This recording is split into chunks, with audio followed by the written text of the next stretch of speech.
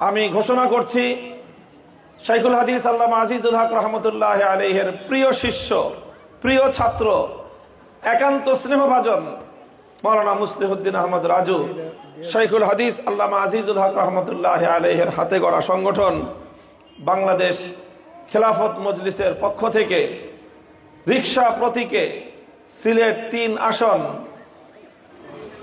বালাগঞ্জ, দক্ষিণ সুরমা এবং ফেঞ্চুগঞ্জের এই সংসদীয় আসন থেকে আসন্ন জাতীয় সংসদ নির্বাচনে ইনশাআল্লাহ তিনি প্রতিদ্বন্দ্বিতা করবেন।